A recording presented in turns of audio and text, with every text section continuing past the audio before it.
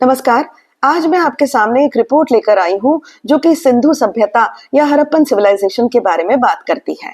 सबसे पहले यहाँ पर एक्सकवेशन शुरू हुआ था एट द साइट हड़प्पा, इसीलिए इसे हड़प्पा सभ्यता भी बुलाया जाता है। अब यह शुरू हुआ था in the 20th century. It was done by Archaeological Society of India that was established by the Britishers in the year 1861.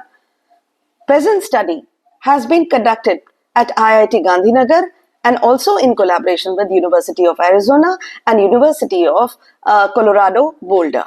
यह रिपोर्ट लिखी है अरविंदन नीलकंदन ने स्वराज्य में, और यही रिपोर्ट मैं आपके सामने ला रही हूँ। इनका कहना है कि यह जो संस्कृति थी यह अचानक लुप्त नहीं हुई, जैसे कि हमने भी अपने समय में पढ़ा था, परंतु यह हुआ था धीरे धीरे। यह संस्कृति पहले हम पता करें कि कब थी। 4400 साल से 3400 साल पहले यह सभ्यता बसी थी। यह बहुत ही विकसित सभ्यता थी, ऐसा हम भी जानते हैं। अब यह लुप्त कैसे हुई? 164 ईयर लॉन्ग ड्राउट यहाँ पर हुआ। ड्रॉट, अब इसका मतलब क्या? यहाँ पर अकाल पड़ा। पानी जो बहता था नदियों में और बारिश जो आती थी वह धीरे धीरे कम होने लग गई। अब 164 years is a long period. यहाँ पर 6 से 8 पीढ़ियां रही होंगी और तब जाकर यह संस्कृति लुप्त हुई। तो यहाँ के लोगों ने यहाँ पर अडॉप्ट कैसे किया सिचुएशन को? ऐसा कहते हैं, इस स्टडी में कहा गया है कि यहाँ पर पहले लोग गेहूं लगाते थे। धीरे धीरे जब पानी कम गिरने लग गया तब वह लोग ज्वार और बाजरा या मिलेट्स उगाने लग गए। दूसरी बात, तटों पर जो लोग रहते थे they started trading with other countries like Mesopotamia, और वहां से फूड ग्रेन्स लाने लग गए। और जब परिस्थिति बहुत ही विकट हो गई तब वह यहाँ से उठकर दूसरी जगह चले गए।